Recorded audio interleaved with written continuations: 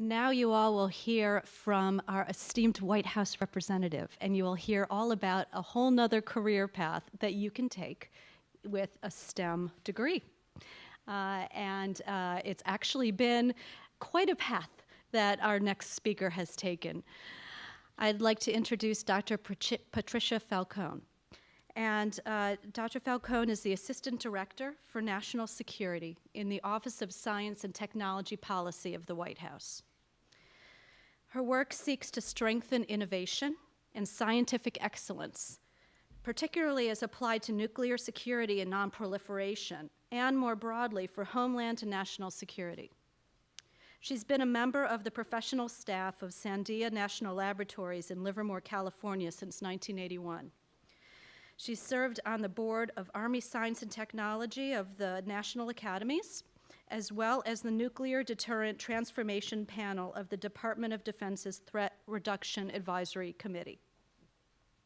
She continues to serve on the Mechanical and Aerospace Engineering Advisory Committee at Princeton University. Dr. Falcone holds a Bachelor of Science in Engineering, and Mechanical Sciences from Princeton, as well as a Master of Science and PhD degrees in Mechanical Engineering. I think it's actually a master's from Princeton. Got that a little bit wrong, but you know better than I. So I would like to introduce Dr. Falcone. Thank you very much.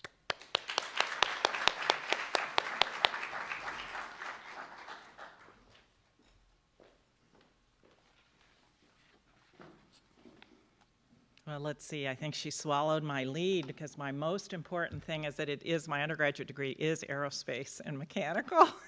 So I do have ties to aerospace. I did lots of time at wind tunnels and in labs, but I did not get the chance to come to work at NASA. But I was here this morning, and let me just say that this topic of women, of innovation, of aerospace, of science and technology are really sort of my favorite set of subjects. So it's just terrific that you guys are all here today, and I am very delighted to have been invited to get a chance to talk with you. I'm also honored, as Rebecca said, to have the chance to serve President Obama and the President's Science Advisor, Dr. John Holdren, by working in the White House Office of Science and Technology Policy. And the syllogism for what we do over there is that we work on the science for policy and the policy for science, which basically means what are those policies about the doing of science, like the doing of science and technology and engineering at NASA, at other departments and agencies, and what are those important issues of policy that have a technical dimension, and we need to have an alternate path or a set of advisors close to the decision makers in the White House. So that's what we do at the White House Office of Science and Technology Policy, the science for policy and the policy for science. So today, what I thought I might do is just spend a little time talking about two things. One, a little bit about my own path to working as an engineer, as beginning in aerospace, and then also about to highlight activities and actions and policies and strategies that are going on in this domain of innovation, of attracting more Americans to science, technology, engineering, and mathematics, and in particular, trying to get folks that we don't have in proportions in our population in the STEM fields, STEM. I hope we've already been using that today, so I'm just going to say it as an acronym from here henceforth. And that includes women, and that includes minorities, that includes lots of people that just haven't been included. And then answer questions. I hope we have time to answer questions. I was fortunate to hear the panel this morning, and I think it's even revved up since then, I guess, in terms of lots of engagement back and forth. But let's see, I did say that my undergraduate work is in aerospace and mechanical. At my undergraduate university, those two domains are together. What I studied both as an undergraduate and as a graduate student is in combustion and propulsion. I was very interested in how pollutants formed, and so the first time around we worked on environmental things back in the gas crisis in the 70s. And so really understanding the chemistry of what went on was important to me. I worked as doing an undergraduate research program, research activity when I was a sophomore. And for those of you that are still in school or have yet to go to college, I guess I would like to highlight the opportunities that you have at just about all universities to get involved in research with professors, because it was very important to me and my education and motivating classwork. And then, of course, it turned out to have been a great thing to have done for applying to graduate school and for really seeing how fields come together. And in graduate school, I went to the mechanical engineering department, and because that's where combustion was, and worked on a new laser-based diagnostic to, again, measure pollutant formation and try to understand the processes involved. Why did I become an engineer? I think it's always these things are in the dark recesses of time. The truth is my dad was, and we heard about parents this morning, my dad really said that, gosh, if I really needed a scholarship, which I did, I was the oldest of 4 kids, my dad was in the Air Force, that I could really get a better scholarship doing engineering. I suppose at that time I thought I might go be a math teacher because I liked math, but I liked lots of other things. I liked to read, I liked writing. Speaking, things like that. But I didn't know what engineering was, other than you could get scholarships. But what I was told then, and I guess I still think, having worked as an engineer now for probably 30 years, is that if you like math and science, but you want to use it to do something, that's what engineering is. And I say that advisedly because I am married to a physicist, and so I think the engineers are more on the doing things with it as opposed to just pushing the frontiers of science back.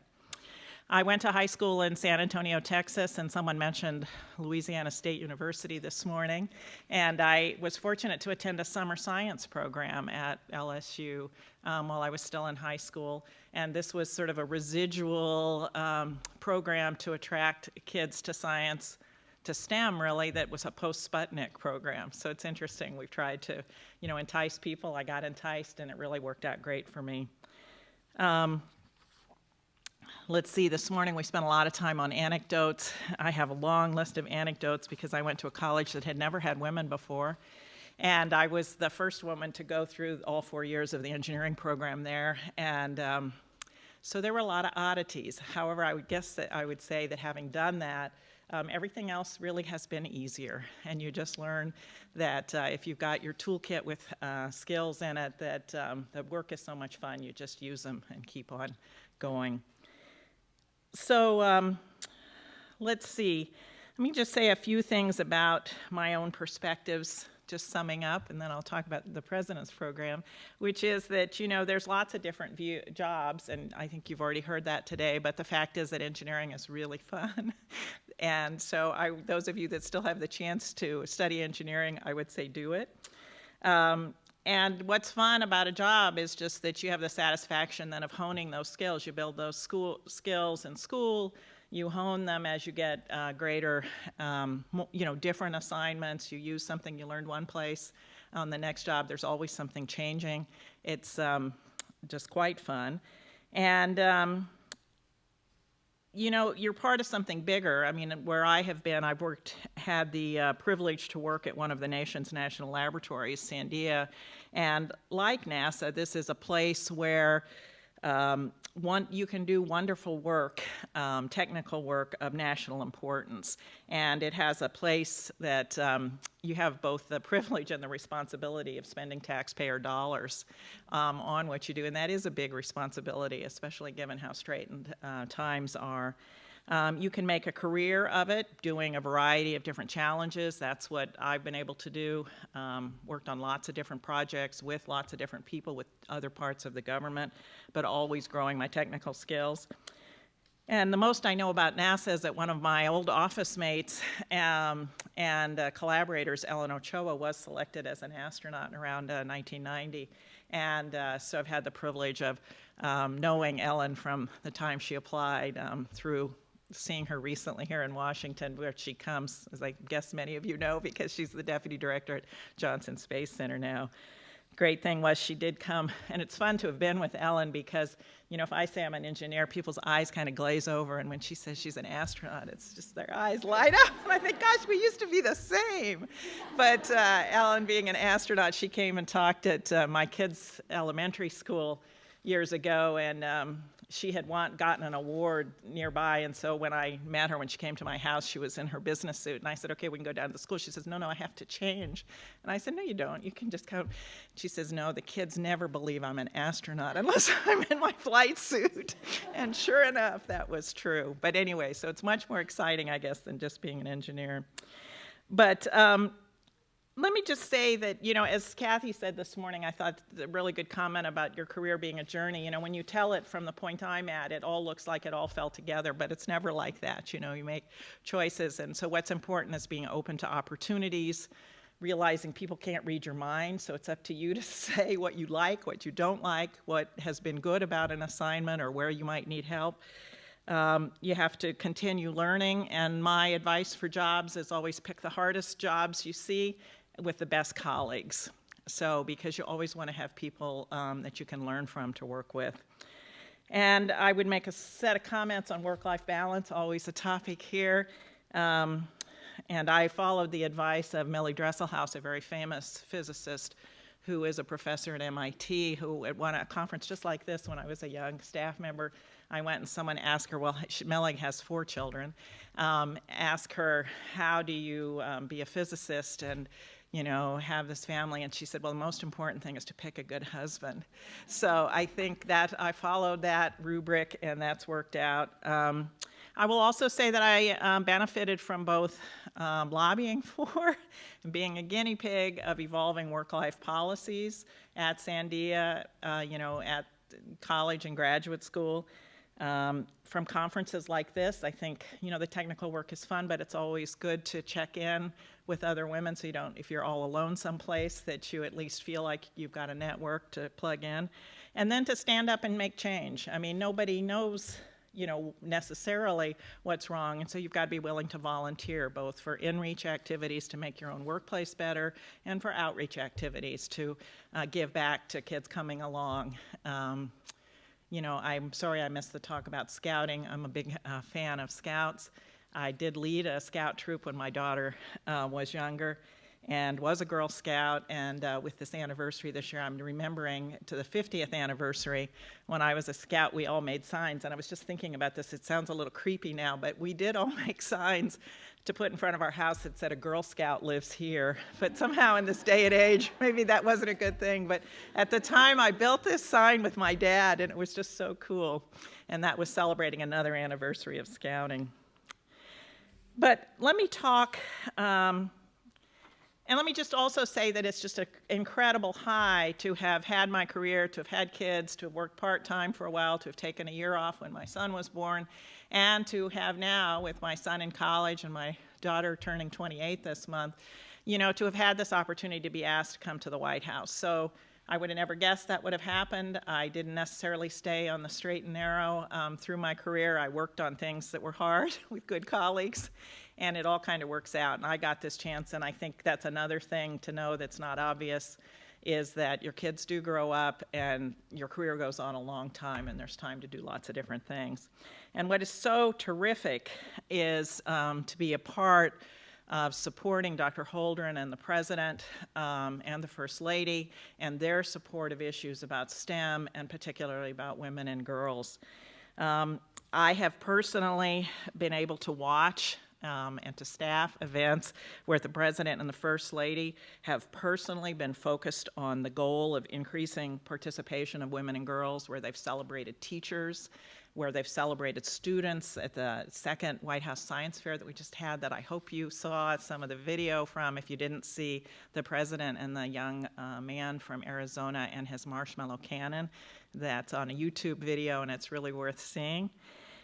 And, you know, the President, the First Lady, they really do understand that jumpstarting girls' interest in STEM subjects and boosting the number of women in science and engineering is not just the right thing to do, but it's smart for America's future and for the economy.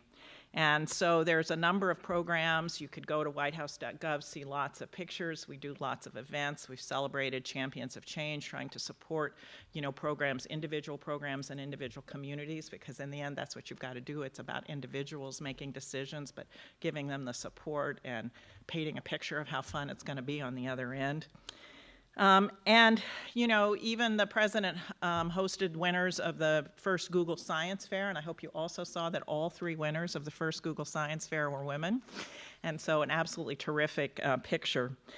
But also, let me talk about the bigger picture about innovation. There is the President's Strategy for Innovation, came out originally in 2009, was updated in 2011.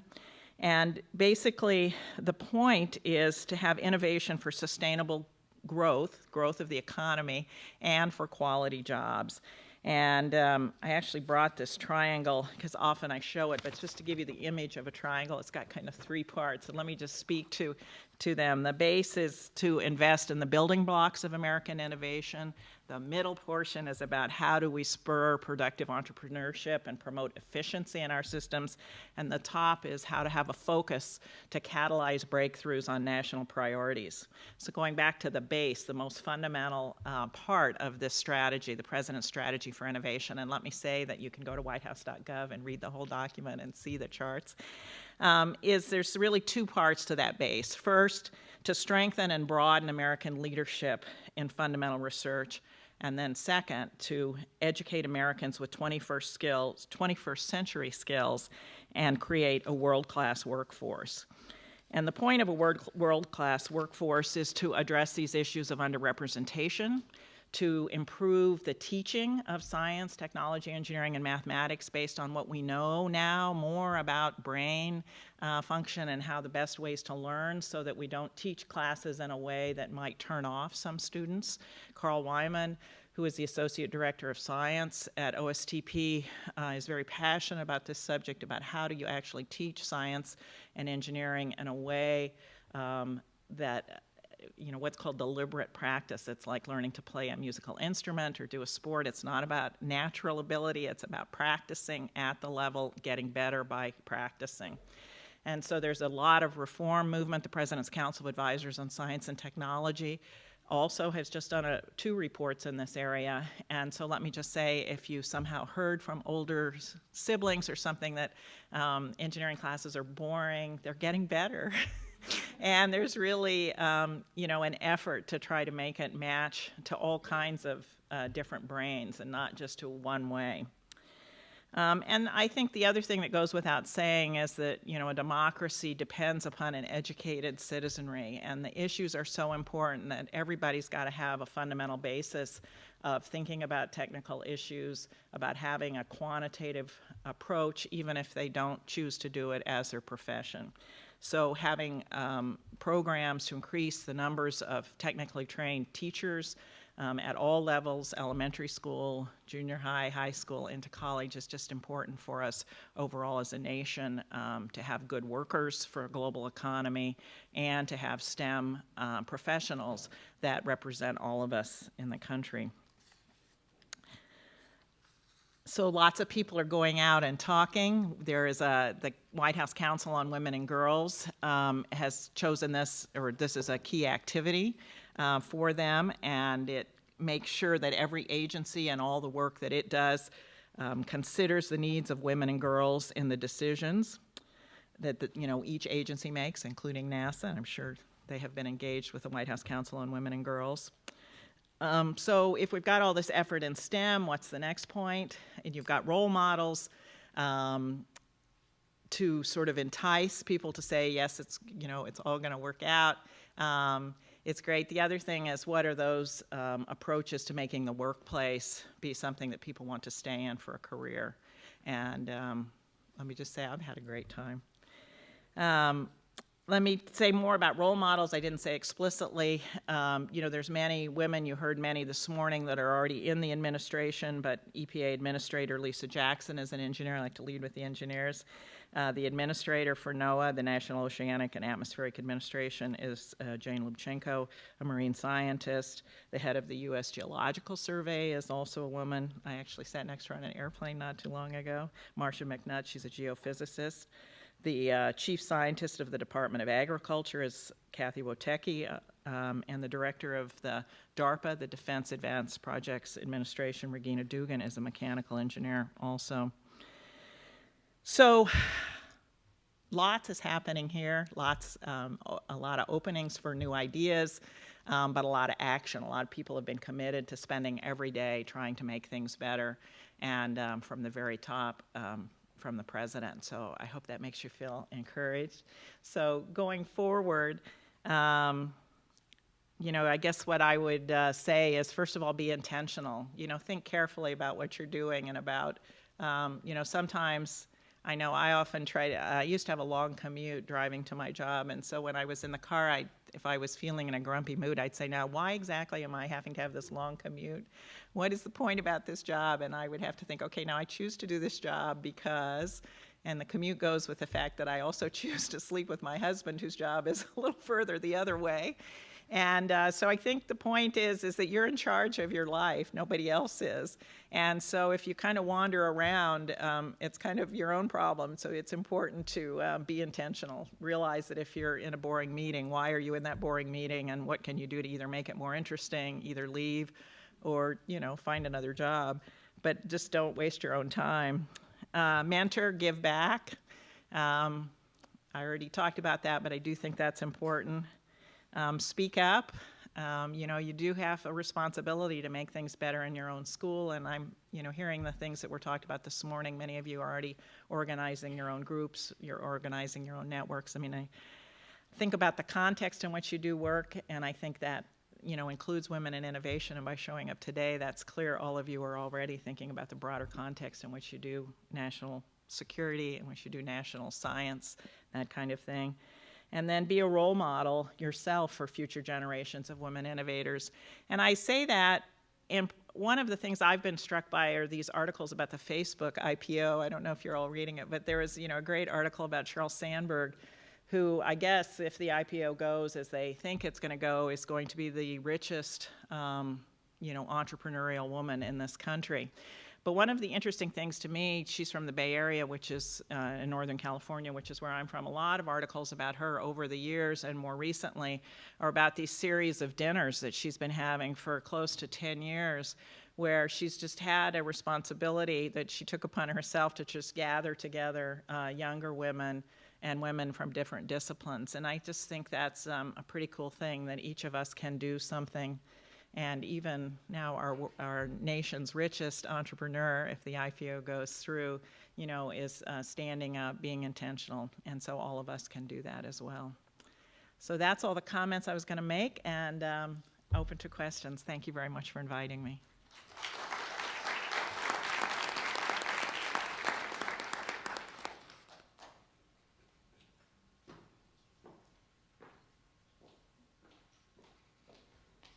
So what we're going to do, because we have a great opportunity here, is I'm going to welcome NASA Administrator Charlie Bolden to give some remarks, and then we're going to take questions for Pat and Charlie, and I'm going to be Donahue and run out, and get questions from you all. So think of fabulous questions now, and let me introduce NASA Administrator Charlie Bolden from Columbia, South Carolina. Come on up, Charlie. He's a four-time flown astronaut and was was nominated by the president and then confirmed by the Senate in July 2009 to become the head of NASA. NASA has 18,000 employees, and as you heard this morning, 6,000 of them are women, and Charlie's the head of them. And he knows a lot of women. And he's an inspiration to us all. And so I'm going to introduce Charlie. Thank you. Thank you. Thanks very much. Thank you. Thank you, Dr. Falcone, for your inspiring remarks, and I want to thank you for your service to the nation also. You have done an incredible job. I had an opportunity to talk with her a little bit back in the back and learn a teeny bit. I can't think of a more important use of STEM education than in the job that you're doing, Pat, and I think to ensure America's national security. Dr. Falcone mentioned something, I hope you all heard it, when she talked about her education at Princeton. But I want to emphasize it again. In 1974, she became the first woman to get a degree in engineering at Princeton, which I think is quite a feat. I am also told that she went on to become the third woman to get a PhD at Stanford. She says she managed, but a PhD in engineering also. So Dr. Falcone is both a trailblazer and a role model for all of us. I want to thank all of you for coming today. NASA it was a special treat for us to be able to sponsor this event, and I hope all of you have had a good time, have enjoyed yourselves, but have gotten something from this day. And I want to, you are here, if you didn't have a commitment or an interest in STEM, I don't think you would be here.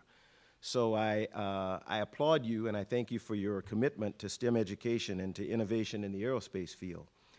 I also want to take a moment to thank the organizers of this event, our host, the GW Space Policy Institute, and our team from NASA, beginning with Deputy Administrator Lori Garver, who spoke with you all earlier this morning in opening the conference. And I also want to thank NASA Assistant Deputy Administrator for Policy and Strategy, Rebecca Spike, and Rebecca Spike Kaiser.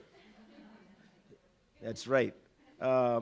Who is an incredible mother and everything. And we have a good time because Rebecca can come in sometime and, you know, there was a kid who was sick and you have to figure out, okay, how do I get to work and do all this stuff? And it's incredible to watch her balance. You talk about life-work balance. My encouragement to all of you, because I have a daughter who is, I don't know, she's unmarried.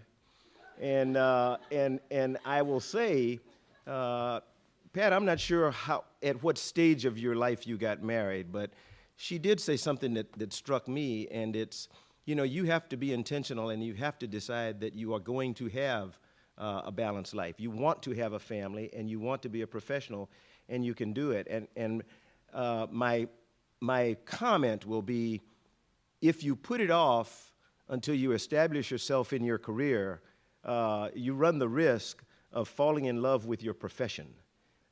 Which is fine, but I would just offer that, and I talk about Rebecca all the time because I think she made a decision early in her life that she wanted to be both a mother and a professional, and has done it incredibly well, as I think Pat has. So just food for thought, if you will. I also want to thank White House fellow Deborah Kershan, who is, I am privileged to have working with me for this year. She is an incredible woman in her own right. And then I want to thank the entire Women at NASA website team. I want to encourage all of you, as I think you have been, as has been done all day long, to go to women.nasa.gov to view the testimonials of 32 extraordinary NASA women, from scientists and engineers to policy analysts and managers. These women are essential to our vision of reaching new heights and revealing the unknown so that what we do and learn benefit all humankind.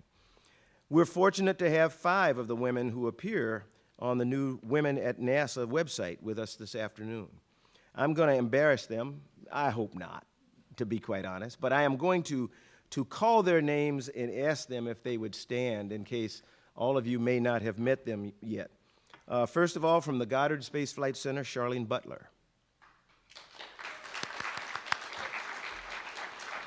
From Kennedy Space Center, Tiffany Miller Alexander and Charmel Jones. Darlene Boykins and Hashima Hassan from NASA headquarters. And I thank all of you for what you do, and congratulations for being featured on NASA, Women at NASA. Thank you. You know, you shared your stories of inspiration, and I don't think you will understand the impact of doing so until you meet someone on the street 10, 20 years from now, and they say, you know, I remember when I was an intern or I was a co-op or I was something at NASA and I saw you on Women at NASA, and I decided then that I was going to do something. As mentors, you are not seeking instantaneous gratification because it does not come, but it does come at some time in your life. You know, I have a slightly different view of Women's History Month than some people. There's never been a month or a moment in my life where I questioned the indispensable power, potential, and contributions of women. Maybe that stems from the example of my own mother, who taught me at an early age that regardless of race, gender, background, or income, there was nothing I couldn't do. My mother was a teacher and a librarian, but at heart she was an explorer. Her field of exploration was not deep space, but education. Her vehicles were literature, history, and reading, and her destination was the untapped potential and empowerment of young girls and boys who she believed could succeed despite the obstacles of discrimination and poverty that were so prevalent in the South Carolina of her time. So I grew up knowing the power of women. I'm blessed to be married to a strong black woman, Alexis Jackie Bolden, who I have known since we were the age of 3. That's right. There is a story told, I can't verify it because my father is looking down on us from heaven now, but that our 2 families were at the beach, and Jackie denies this, but I'm told she was bow-legged, and that my father looked at her father and said, "Save the bow-legged one for Charles." And that was how our relationship began when we were 3. I see you shaking your head. My wife denies that also. But she's not here, so I can tell it. We're blessed with an incredible daughter. We have a son, but I'm not going to talk about him today. He's a lieutenant colonel in the Marine Corps at the Pentagon. But we're blessed with an incredible daughter, Dr. Kelly Bolden, who is a medical doctor and a plastic surgeon at Providence Hospital here in the District of Columbia. A question was asked in the last session, I want to go into medicine, but I also want to be an engineer, or I want to get into engineering. Kelly always knew she wanted to be a doctor, but she also didn't know whether she was going to be successful in getting in med school, always had an interest in STEM-related areas, and so she decided that, don't ask me why she decided this, that as a safety net, she would do a dual degree in undergraduate, so she majored in chemistry at Spelman College in Atlanta, and then went for 2 more years to Georgia Tech, where she earned a dual degree in chemistry and chemical engineering before going to medical school at Baylor. So if you're focused and you know what you want to do, you can do anything that you set your mind to. You know, finally, my wife and I are the proud granddaughters of 3 beautiful, smart, energetic granddaughters. McKaylee is 11, Kira is 9, Talia is 5. McKaylee plans to be a rocket scientist, and she is my son, those are my son's daughters, and several years ago when they were going to come to visit us when we were living in Houston from San Diego, McKaylee called, and they call me OG, which is, we lived 2 years in Japan, and OG is short for Oji-san, which is grandfather in Japanese. And so McKaylee called, she said, OG, I know what I want for Christmas. I said, McKaylee, what do you want for Christmas? She said, I want to meet a rocket scientist so I can ask questions. You know, we were living in Houston, the home of the Johnson Space Center, and so I said, McKaylee, I think we can arrange that. And sure enough, she came for Christmas with the rest of the family. And the good thing was, one of my down-the-street neighbors was a gentleman by the name of Bo Beamick, who is, some of you who are at JSC know Bo. Bo is a rocket scientist, and an incredible rocket scientist. And I'd see Bo on the street all the time. I was retired at the time, I thought, not doing very well retired. I was being unsuccessful at it. And I said, Bo, I have my granddaughters coming, and one of them wants to be a rocket scientist, and her only request for Christmas is to meet a rocket scientist. Would you say hello to her? He said, yeah, bring her down. And so I took her down to Bo's house. I had told her about it, and she wanted to know, she said, OG, can I make a PowerPoint presentation? I said, no, McKaylee. You know, you're just going down to meet him, and you want to listen. You don't need to sell him on you. So when they came and we got ready to walk up the street, I noticed she had sort of a folder in her hand, much like I had, and I said, McKeely, what's in your folder? She said, well, you told me I couldn't do a PowerPoint display, but I did a diagram of my rocket. And so I thought it was going to be a piece of paper like this with a rocket. We get down to Bo's, and Bo invited us in, and we went in the kitchen, and we're sitting around the kitchen table, and McKeely opens up her notebook, and she pulls out 9 sheets of paper, and she has taken her rocket design, and she has drawn it on these 9 pieces of paper. So we have this huge diagram of a rocket that she has on the ground. And she and Bo sat around that kitchen table. Bo went and got some of his rocket models and everything, and for about 2 hours, they talked about making rockets. And why did she put this part in the design, and why did she put that part in the design? And she could explain what it was, you know, why she had this. She had a net that was a debris shield and all other kinds of stuff. So it is important for all of us, me as a grandfather, to be a role model to my granddaughters and to my daughter, so that they know that people do believe in them and that they can do anything that they want to do. As a bit of a history buff, I'm also aware that there's some outstanding scientists and mathematicians throughout history who are women. Expatia of Alexandria in 400 AD became the head of the Platonist school of Alexandria. During her life, she discouraged mysticism and encouraged logical and mathematical studies. Émile de Châtelet, who lived from 1706 to 1749, she was a French physicist and mathematician who translated Newton's Principia into French. She distinguished herself she disguised herself as a man in order to study science. Maria Mitchell, who lived from 1818 to 1889, was the first professional woman astronomer in the United States and the first woman to gain membership in the American Academy of Arts and Sciences in 1848. She once said, I quote, "We especially need imagination in science. Question everything," unquote. She was so right. I will paraphrase a saying, it's really necessity is the mother of invention, but I will say innovation is the mother, imagination is the mother of innovation. And innovation is what we do at NASA and throughout the aerospace industry. I am proud of the contributions women have made and continue to make at NASA at every level. We're determined to keep that pipeline flowing through recruitment, support, and promotions, as well as our investments in STEM. America needs you. Aerospace needs you. We at NASA need you.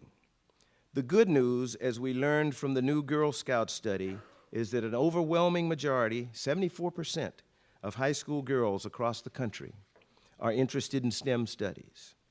We just have to do a better job of breaking down those old barriers and unleashing their potential.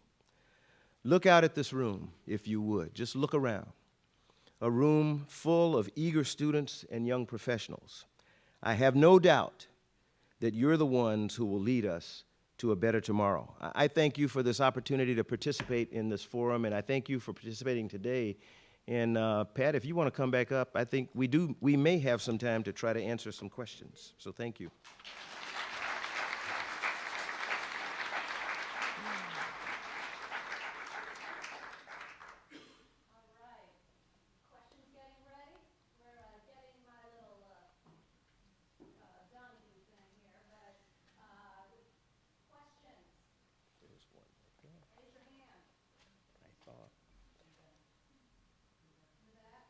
Right there, Rebecca, on the aisle, almost in the back. Oh, there. Yeah. It's easier for us to see looking this way. Okay, people could come up here too. Question over here. Good afternoon. I'm Lois Tett with Majority Women-Owned Businesses, and we followed NASA for the longest in terms of small business contracts. And at one point, we were told that there would be an explosion of low Earth technology. As you see, that's clearly come to pass. They also said that at least 60 or over 60% of the positions that are filled at NASA are from contractors. Is that true? Can you say just the last part of the question?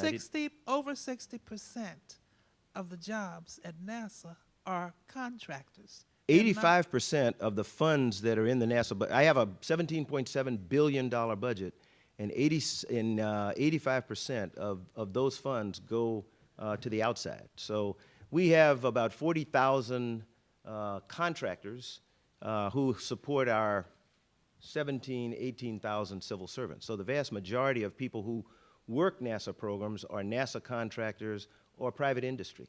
And I tell people that all the time when we talk about building rockets, and people who are nervous about our effort to enter into an era where we have commercial companies, private companies providing transportation for astronauts to and from space. It's not new. The concept of having them be responsible and us rent or lease the service is new, but from the earliest days of Mercury, Gemini, and Apollo, it was always an American aerospace company working hand in glove with NASA that built the machines for us. So it's more than 60%. Okay. A question down there. Ruth will get your microphone. Hi, so this question is mostly for you, Dr. Falcone. I'm very interested in getting into public policy related to STEM, but specifically STEM education after I have my PhD. Is that something that OSTP is involved in, public policy for STEM education, or where would you recommend me looking for opportunities in that area? Well, OSTP has just led an inventory of all of the federal STEM programs and submitted that and is, to Congress actually for discussion.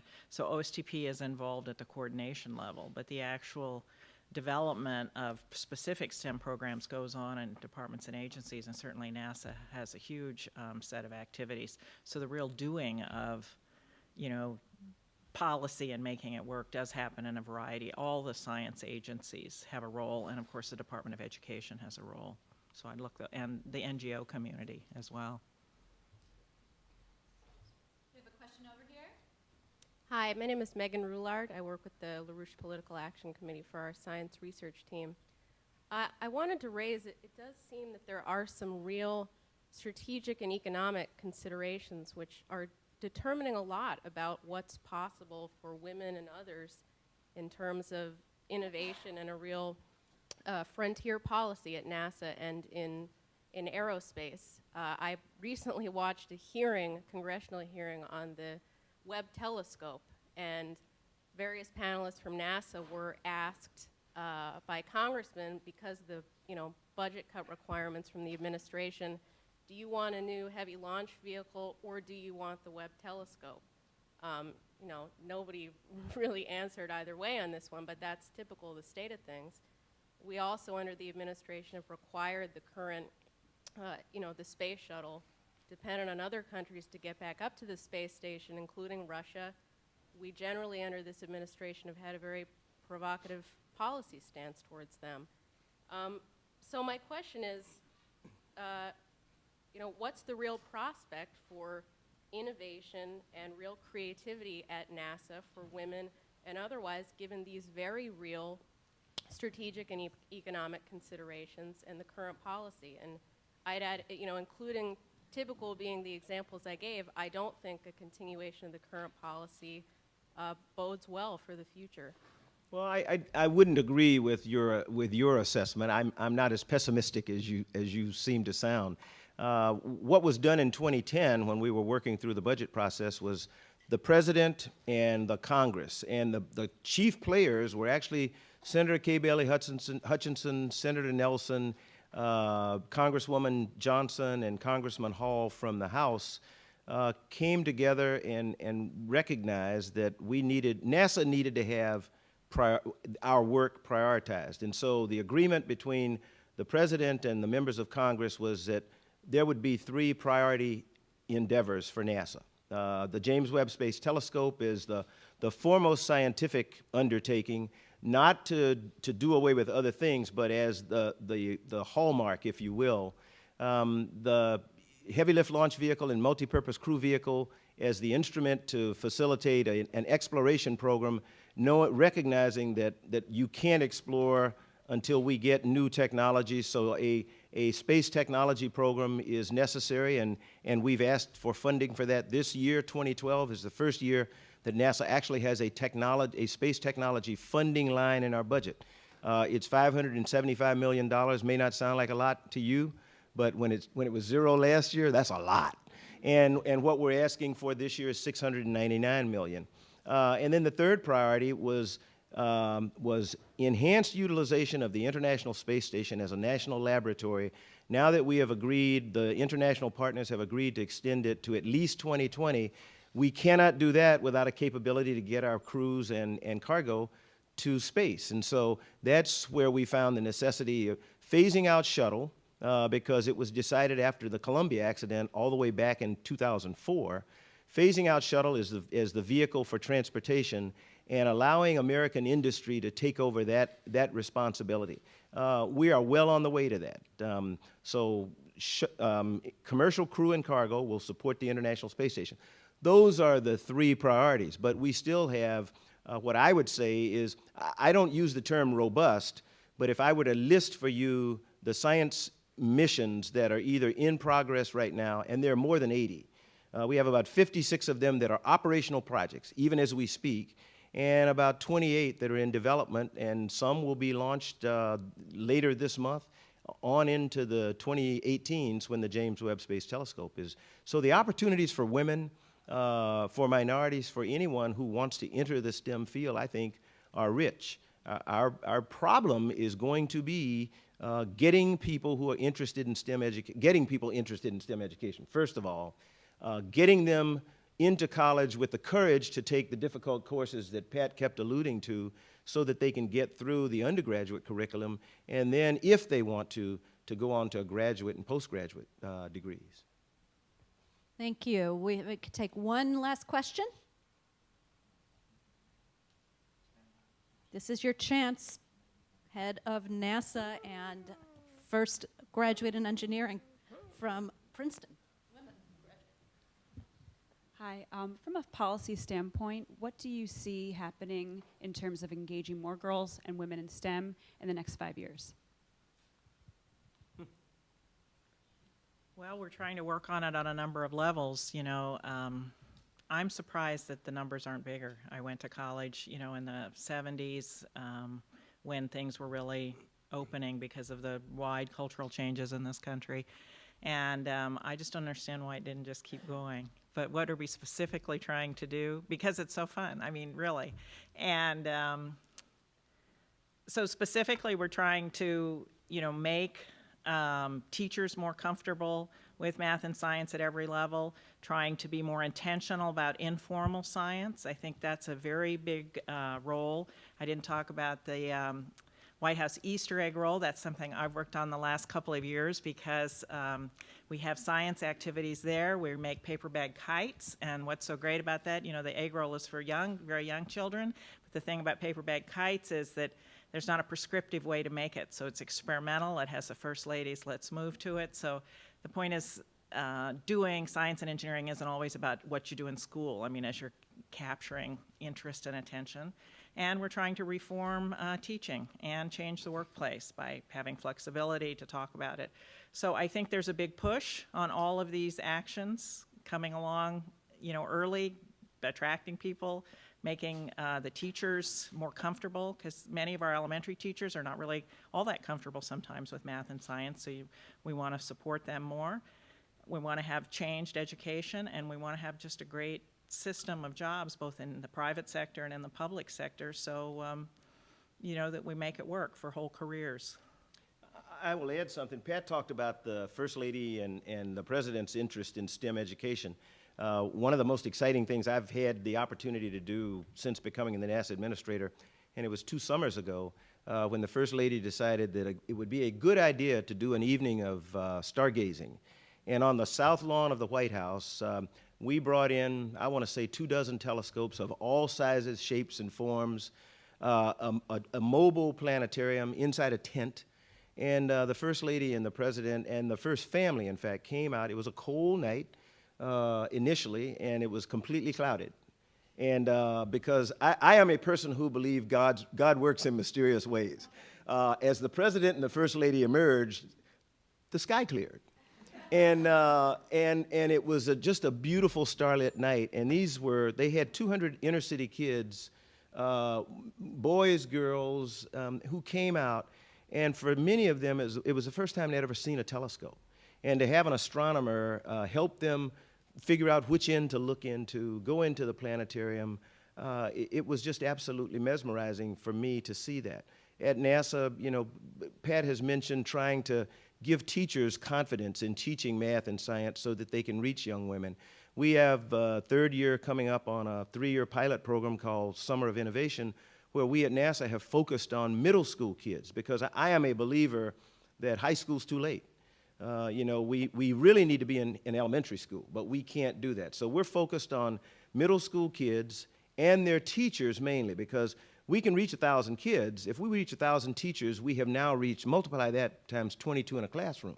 And so what we do is we expose them to all that we have in NASA, our content. We are not the Department of Education by any stretch of the imagination, but we bring in people who can talk about STEM education, who can give teachers tools, who can show them where they can go to the NASA website and make themselves comfortable with basic science, so that when they stand in front of a classroom, they're not afraid. They're not intimidated, because students know that.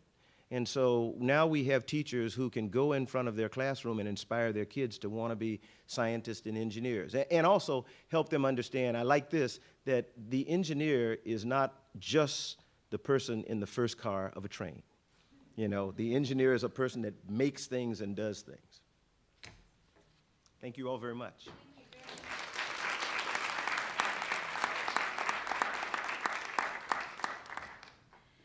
Thank you all so much for this wonderful, wonderful day, for your participation, your input, your thoughts, your energy, and thank you to all our wonderful speakers. One administrative note, Foggy Bottom Metro has just reopened after an incident, but it's single tracking, so there are delays. So you may want to go to Farragut West, and so just a heads up on that. Thank you all. Liquid Galaxy, by the way, downstairs is still open. Please go down and check it out. It's absolutely fabulous. And thank you all again.